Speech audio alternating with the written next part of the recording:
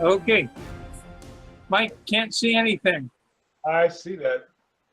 Or I don't see that, I guess. Let me fix that.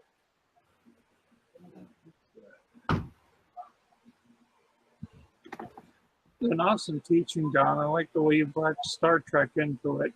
Yep. I love the title. The title just, it gripped me. When as soon as you said it out, I saw it, I said, that's perfect. You should see the graphic I have lined up for this one. I love it. Maybe I can show it to you. That was great, Donald. Thank you. I got most of it. Mhm. Yeah, I like that Star Trek thing you put in there too. And you related it to resist the devil, he'll flee from you. I'm glad you brought that one up. That's kind of Resistance is not futile. cool. So now I got an image of Jesus. He's bald and he has a starship. No.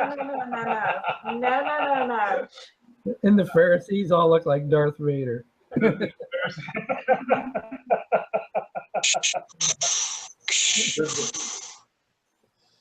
You are not my father. I was looking at that verse in Matthew 26 this week because I was studying along a different line, but the same, that's right after he come out of the garden. Because as you know from references in Hebrews and everything else, that was a very trying time for him because he knew what was in front of him. And I had written a paper. How did you know that? Because of the scriptures. Okay. I just wanted it online. Cool. Because it was written. People will say that. The word wrote out. God had the prophets prophesy. Psalms 22. That's another one I've been reading this week. Exactly what that man would have to go through in order to totally redeem mankind, and Jesus knew that. He knew, and he even had the conversation with God. Is there any other way? Because he foresaw that in Matthew 26, where you went, I was looking at the fact that he had a choice, because the promise of God in the Hebrew writings was primarily to that son. In other words, when it says, I will never leave you or forsake you, we claim a lot of those verses because of our stand in Christ Jesus. I like that. But it was to the Son. Everything else was a promise that would come because of that Son. In other words, if Jesus Christ did not do what he did, then God's plan of redemption would fall through because he was depending on him. But he had a choice, because right after that verse about the sword, Jesus Christ says in 53, do you think I cannot call on my Father, and he will at once put at my disposal more than 12 legions of angels? But how then would the scripture be fulfilled that says it must happen this way? He knew what the word said, and he chose to do it the way God had it written out. And that, if that's not bravery, then I don't know what bravery is. Mm-hmm. Talk about a willing sacrifice. And that, I think that says it all. But anyways, yeah, and to take it even a step farther, you probably would not have gone through with it if it wasn't for all of the Old Testament from Genesis 3:15 to his day. All that 4,000 years was building. God needed all that time to set the stage and to show Jesus when he did come, that he could be trusted. His Father could be trusted. Amazing. It's just totally, I mean, when I read that this week and I wrote it in a little piece that I sent to somebody, it broke my heart. To see the kind of love when he read about David, he knew David was depending on him. David stayed faithful because of that coming Messiah. All the things, all those people were depending on him. His disciples were depending on him, but he had a choice. That's just so amazing to me. He had a choice, man. It just ripped my heart out of my chest. Yeah. But it's the goodness of God, that you went into, Don. I was at a teaching once, and something was going on in my life, and I looked at John Lynn and I said, well, God's going to fix it because he loves me, because he's working good for me. And he pulled me back in the room. Dana, let's read this together again. And I was very thankful for that, because I looked at her wrongly for probably 25 years. So it was beautiful the way that you explained it. And also with Peter and the cutting off of the ear, that always, gosh, I've always gotten so much out of that, because first of all, when Peter did it, I thought of his heart, Peter's heart. I don't know if he actually went for the ear. I mean, that's definitely what happened, but it was like, hey, you're not taking my Lord. And he was ready to die to defend him, because Peter's like us, he's a human that loves the Lord but messes up. And then for Jesus to pick up the ear, to heal the man instantly, which I'm sure brought him to the Word, to the love of God through Jesus Christ. This man that he's trying to, take captive, puts an ear back on his head, and always, I did a short teaching on it at one time, but, do scars hurt? No, scars are signs of healing. And, I don't know if that ear went perfectly back on. I mean, I know it went perfectly back on because it worked, but was there a scar or was there no scar?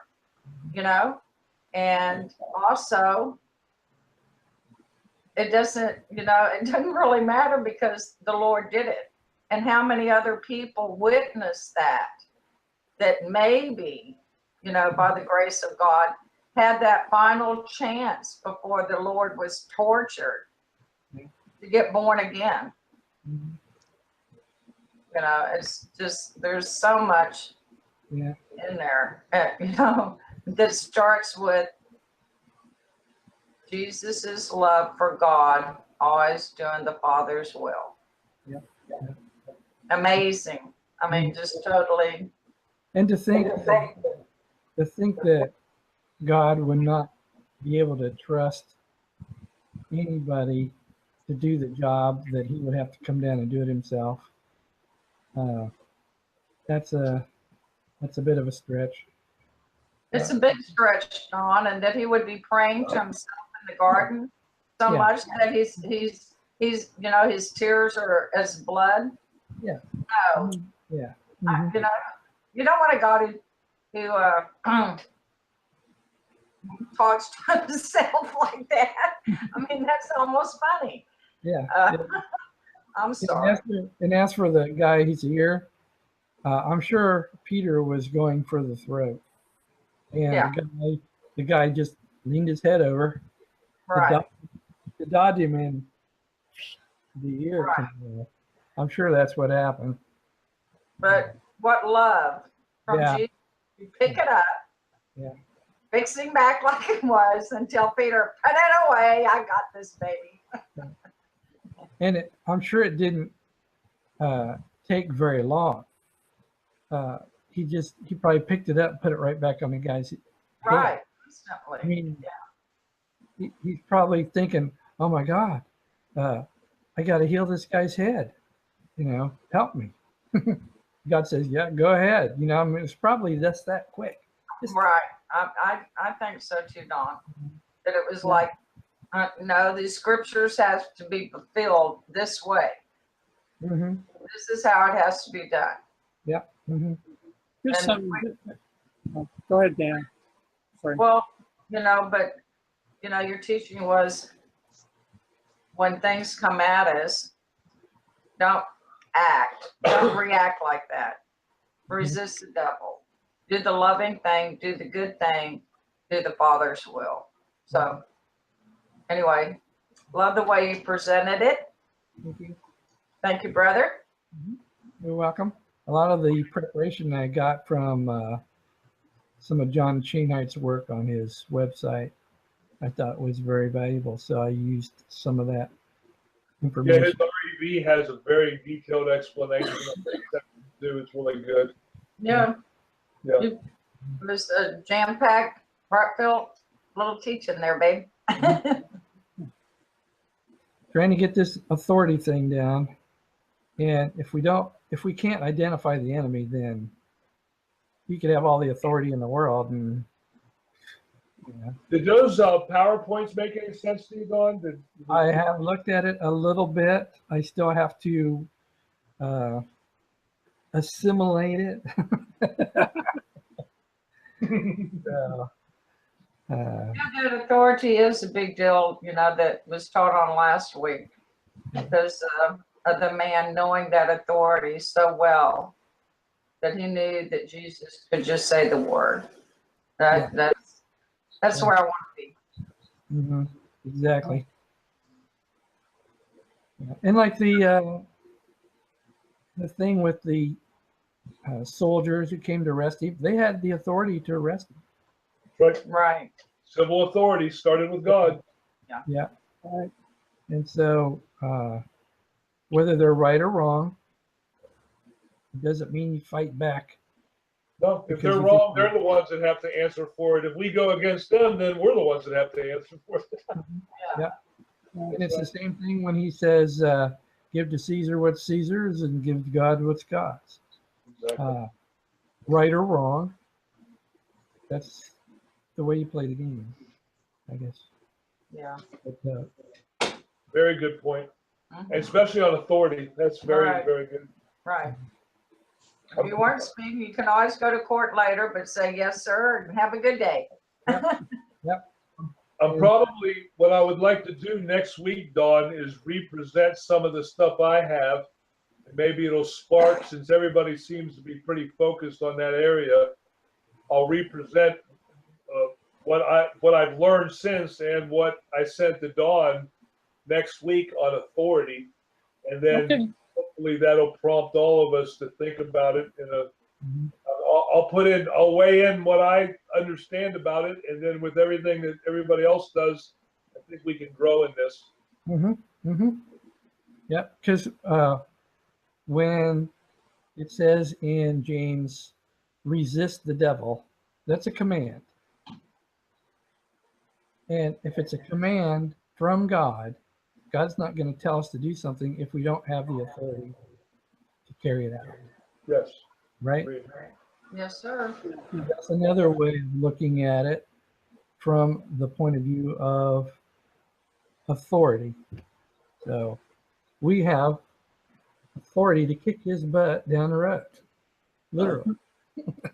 God doesn't give you authority without the power to accomplishment, which ties Exactly. in those words, dunamis and ecclesia and energemata, and It's still God who does the work, but we're a team. It's a team. I'm convinced it's a team thing. yes, Like God and Jesus. Jesus prayed to God. God talked to Jesus. God told Jesus what to do, how to do it, what to say, where to go, how to get there. God gave him the authority. He even says that in the Bible. He says God gave Jesus authority over the heaven and the earth and all this other kind of stuff. He gave him authority. So he had the authority to heal people, to forgive sins, and he gave that authority to men also. And he also gave them the responsibility to exercise that authority at their will to a certain degree, because once you're given specific authority, then God looked to see what Abraham would do. Abraham was told something from God, and God wanted to see what he would do, because God doesn't know verbatim what you're going to do until you do it. Like, if he would have known that I was going to wear this ugly blue shirt today, he probably would have ironed me a red one. But the point is that God does give us revelation, gives us his word, and he wants to see what we're going to do with it. And he wants to see. It's that free will part of that. Jesus Christ was given, it says in John, all authority by God. So he's the coupe de ville, because we still have a head to go to. I mean, we're not to run amok, but there are things we've been given the ministry of reconciliation. So part of our job is to take what we have and help people become better acquainted with truth. That's what we're supposed to do. It's ours. And God will work with us, just as you said. I think that how that plays together is so simple, yet we make it so complicated. It's doing good over evil. Yeah. And it all is like this with the word trust right in the middle. Yeah. Trust. Have you seen that TV commercial? The TV commercial. There's a TV commercial out where they're advertising some insurance company or something. I don't know what it is. I can't remember, but they got this bank robbery in progress, and they're looking up to the security guy, and they're saying, call the police, or whatever. He says, "Oh, I can't do that. I'm just a monitor. I'm just here to tell you that you're being robbed." It's like he's there to tell you that there's a robbery in progress, but I don't want to have anything to do with fixing the problem. And somehow or other, it's like we get into this position where we're all the monitors. And there's another one they have where this guy is digging around in this guy's mouth, looking for cavities. And he says, "Yep, you got cavities in there." And then he goes, "Well, see you later. I'm going to lunch." And the guy's going, "Where are you going? Where are you going?" He says, "Oh, I'm just here to tell you got cavities. I'm not here to fix them." Good So point. somehow or other, I see this as almost a picture of my life. I've got to get somehow past this monitoring stage. I can identify a cavity, figuratively speaking. Now I need to get together and with God so that we can fix them. Get rid of the evil. Kick the evil out. You know what I mean? That's That's very, find very- out If we don't know, be wise enough to say, "Father, help." exactly. It's One of almost like you see a situation like that, first thing that come out of your mouth is like, "What can I do? Right. Yes, What can yes. I do? Help, help. What can I do?" John, To help. John in One Day with the Creator and Jesus Christ, the diameter of the ages. Okay, the guy is blind. It's not a question of how he got there, but the question is, what are we going to do about it? I Exactly. pray that a lot. Now, Lord, I see the problem, and I don't really care how it happened. What can we do about it? And then that's where revelation and faith and true power comes through the manifestations. Good luck. Yeah.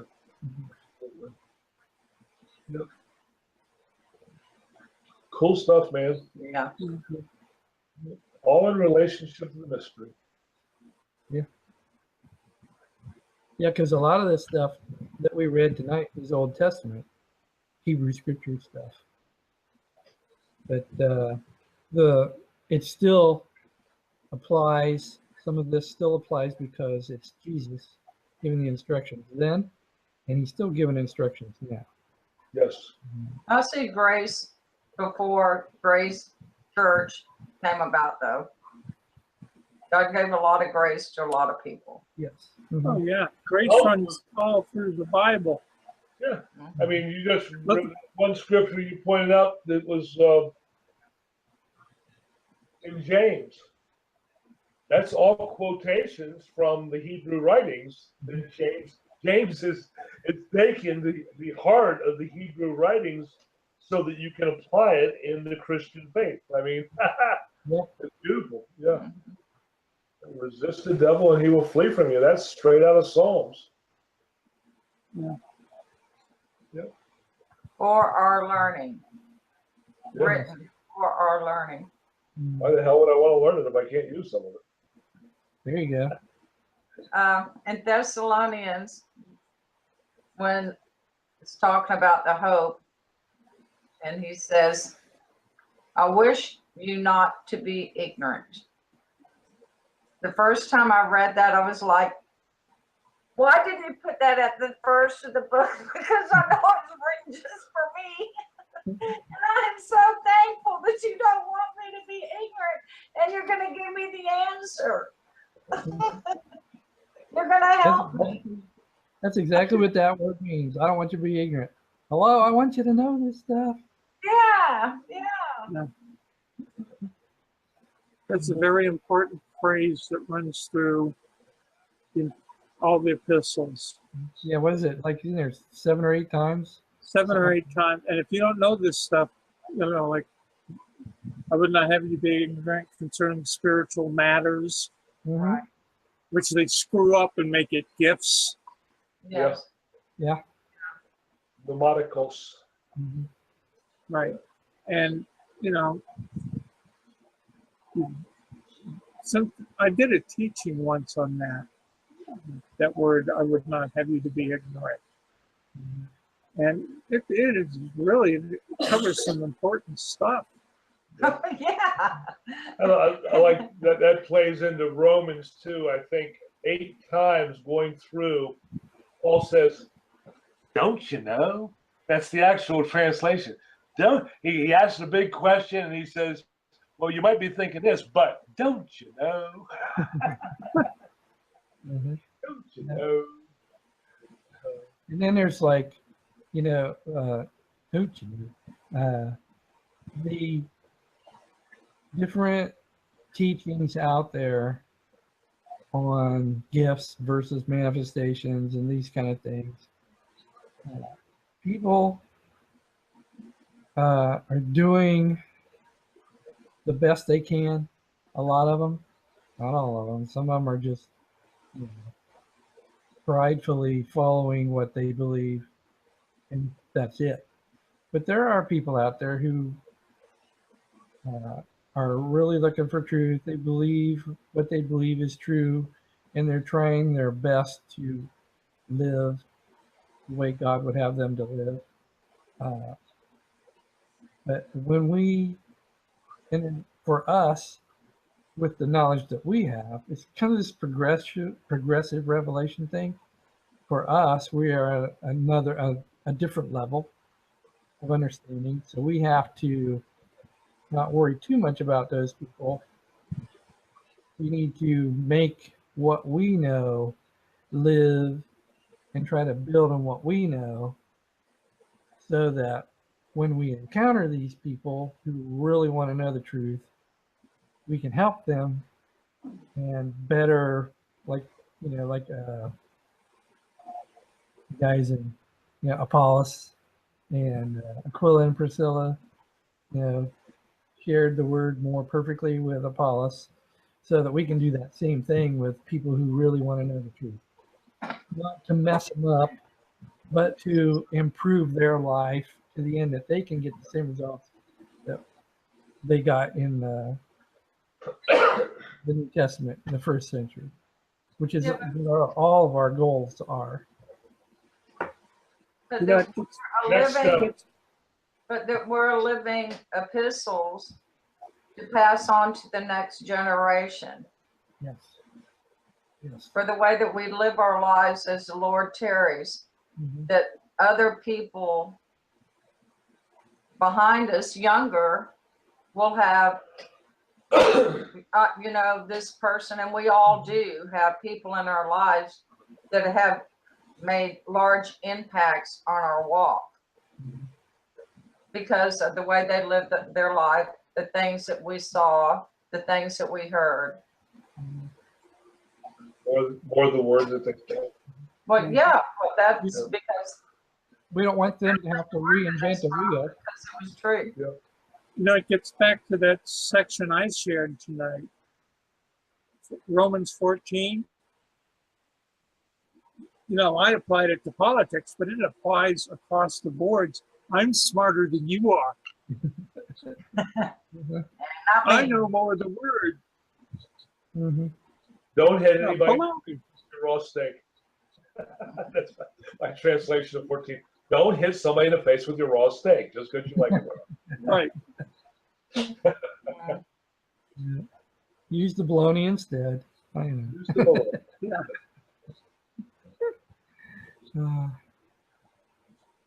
Beautiful stuff. All right, I'm going to bed. I love you guys with all my heart. Good night, Love you too. everybody. Let me Awesome. focus up. Guys. Good night, everybody.